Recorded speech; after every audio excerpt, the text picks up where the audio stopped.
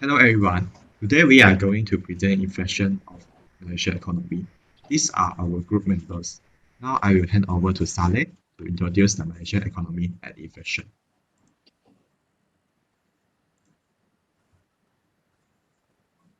Yes, this is Saleh and I'm going to present the introduction to Malaysian. Since gaining independence in 1957, Malaysia has successfully diversified its economy from one that was originally husbandry and community grounded to one that hosts robust manufacturing and service sectors. Malaysia is one of the most open in the world, a trade to GDP rate comprising over 130 since 2010. It's expected to achieve its transition from an upper middle income economy to a high income economy by 2024. The country has largely advanced bond requests and it's Asia third largest bond request. Another thing that has an impact on the economy of the country as well, and one of the acquainted in social economy, which is the inflation. The inflation is the rate of increase in cost over a given period of time. Usually, consumer value of living depends on costs of the money, merchandise, and services. Also, the share of every within the managed budget. Although high inflation hurts the associate degree economy, deflation or falling cost isn't good for the economy, and it suggests less economic activity, less financial gain generated by producer, and a lower economic process. That is my part. I'm Ryan, and now I'm going to talk about the impacts of inflation in Malaysia. In recent years, inflation has been a major problem for Malaysia. According to the MalaysianReserve.com, Malaysia's CPI, which is Consumer Price Index, in June exceeded the average inflation in Malaysia, 1.9% for January 2011 to June 2022 by 3.4%. Compared to other countries using Figure 2, the inflation rate in Malaysia is the lowest in Southeast Asia, but the current inflation state already brought Malaysia the following major impacts. Next. This is figure 2. And next. The first impact is increase in oil and energy prices. Russian-Ukraine war that happened this year had a negative impact on oil and energy prices. Due to the war, there is a potential disruption to Russia's oil and gas supplies, including to its key markets in Europe, which will increase the demand for non-Russian energy supplies, and hence will drive up the global price of gas and coal. The price of oil that is measured by Brent crude exceeded the $100 US dollar per barrel mark around March 2022, and it is anticipated to remain high as long as the war continues. Okay. Next, inflation also caused an increase in commodity prices.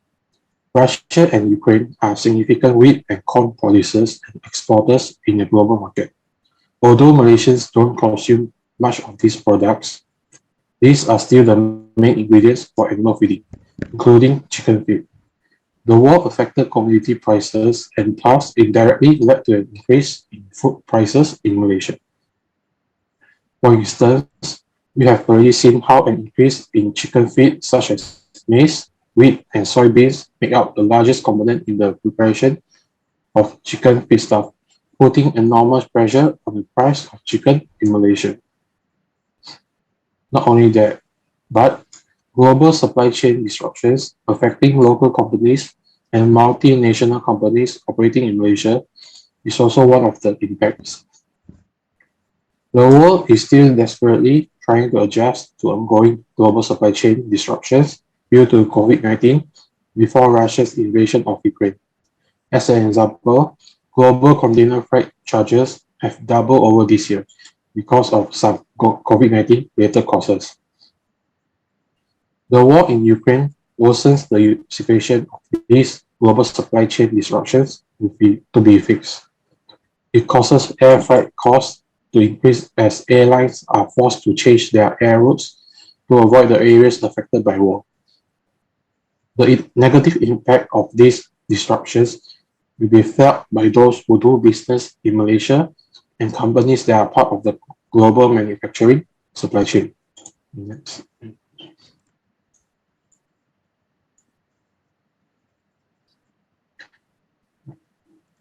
Right.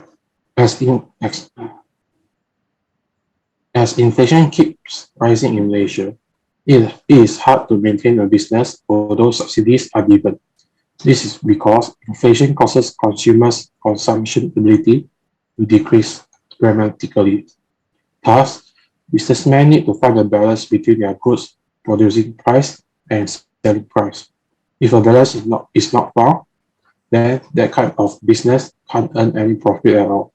The inflation has caused a snowball effect in Malaysia's economy. Next.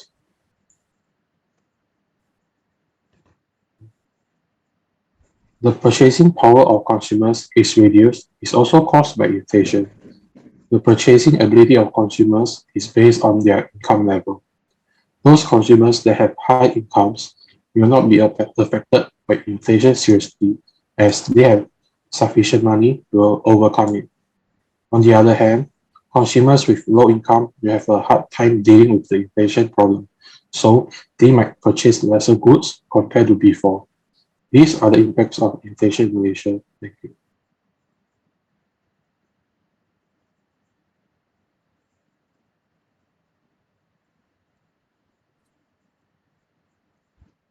Hi, I'm Teo Ihan, and let us to discuss about the causes. First, the distribution of the supply chain by COVID lockdown in China.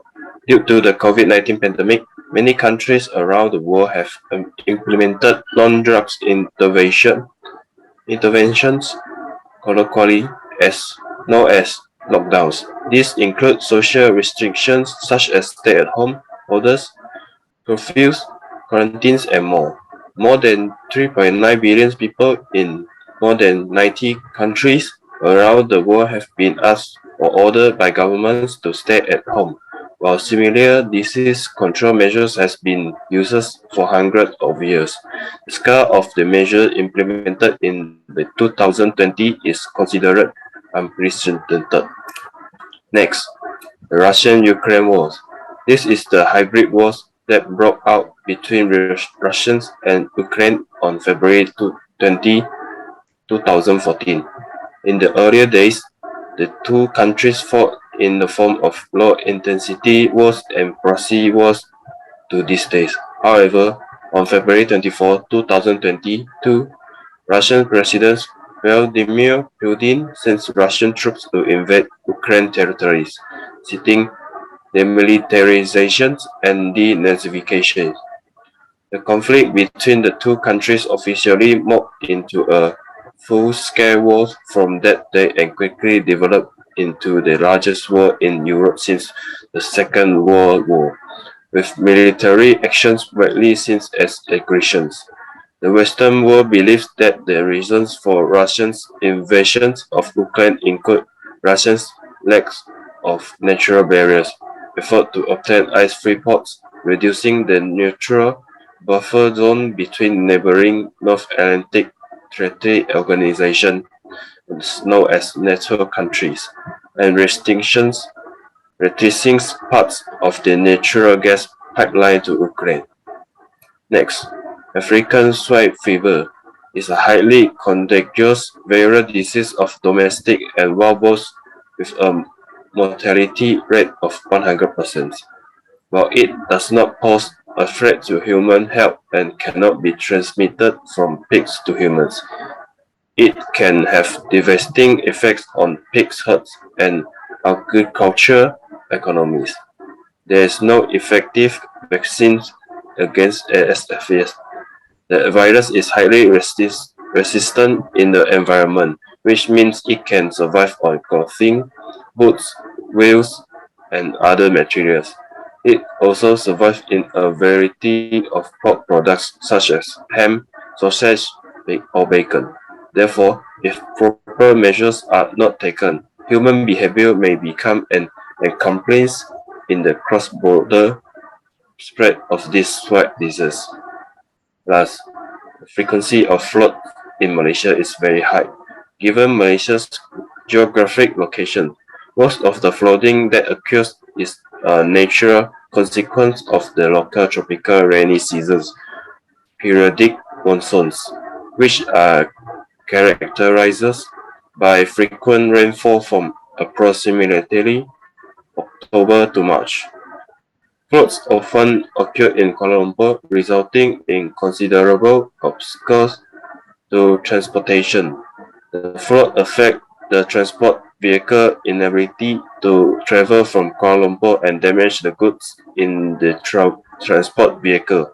Therefore, the efficiency of transportation and the integrity of goods are reduced, thereby increasing unnecessary costs and making goods limited. That's all my part.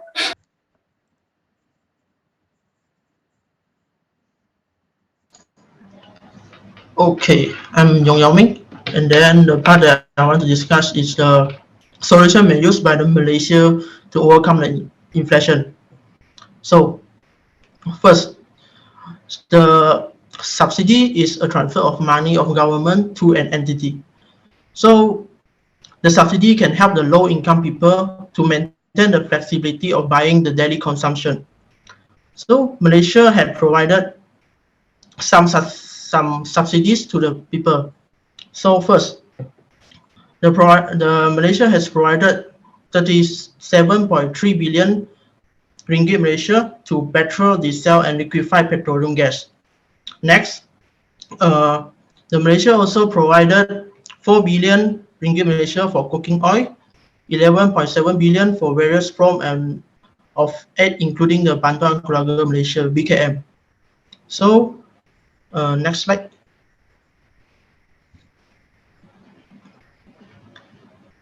Okay, the Malaysia also provided 14.6 billion to the other subsidies. And last but not least, the Malaysia have provided 10.7 billion to the other usage subsidies such as electricity, egg, and chicken. Okay, next slide.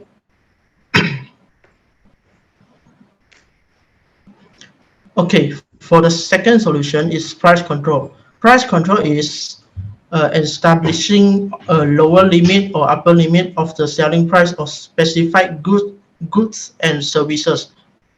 So by using this method, Malaysia can control the price of the specific goods or raw material to avoid the butterfly effect. So price control of the raw material is very important too, so that the goods that are produced by the raw material will not face price increasing problem. Okay, next. Last but not least, the last solution that I want to discuss is open market operation, that also known as OMO. So, open market operation is selling and buying government securities by the central bank of a nation.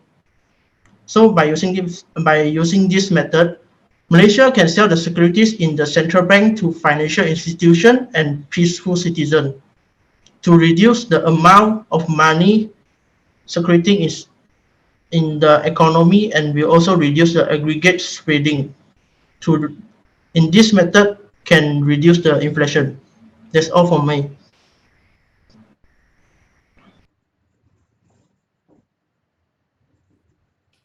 Okay, now let us head into the Q&A session. Question 1. Will the problem of inflation get worse in Malaysia? According to the survey, despite the noise and chatter of rising price, Malaysia is not facing looming inflation problems. Lim Swet Ling, the chief executive of UOB Asset Management Malaysia, said that the country's inflation rate is expected to continue until at least the third or fourth quarter of this year before tapering off.